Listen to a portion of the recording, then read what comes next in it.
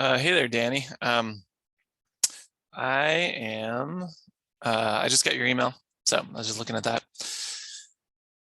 Okay, so let's go over a couple of things. So it looks like you're looking at this thing.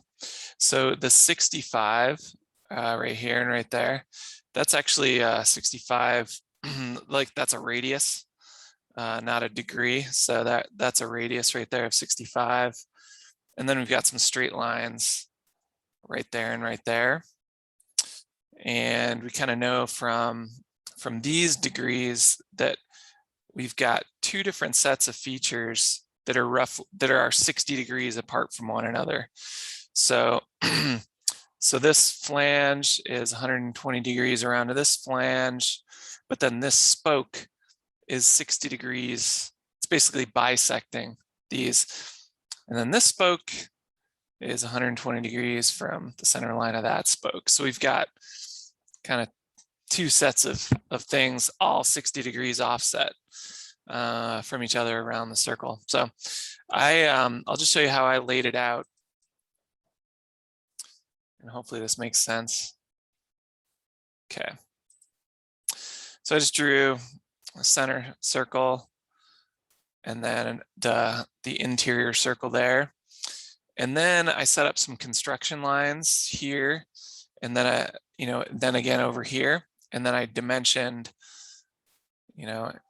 with angles here and here to be 60 degrees offset. And you could put another construction line kind of going down this direction, and you could dimension it from here, 120 all the way down there. And then I just offset lines from that center line. So I did a construction line, I offset that construction line 10 millimeters, or whatever the units are. I can't remember what the units are, millimeters or inches. And then I would come in here in order to get that 65 degree or 65 inch arc or millimeter arc. I'll just trim this out. So you've got a V. Let me move my picture here. And then you could fill it. Let's go 65.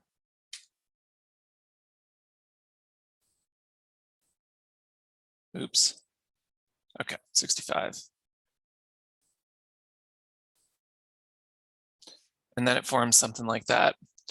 And it accidentally, so it made it a construction arc, but I don't want that. So just click on and off the construction button up here. And then you've got real geometry. So when you drew, when you draw the other spoke, internal spoke down here, you could do the same thing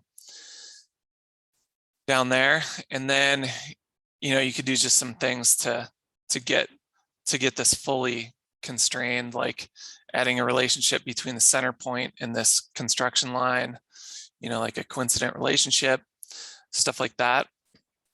And then, laying out the other flanges is a similar operation. So start your circles up here, so you do like, I usually do this, just 2 circles.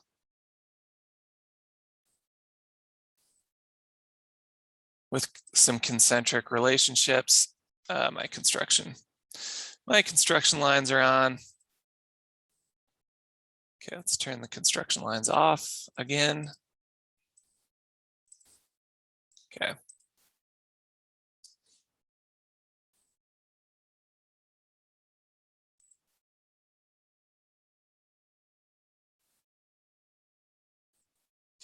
And then you can just trim out, the necessary lines out of this thing, get it fully constrained, etc.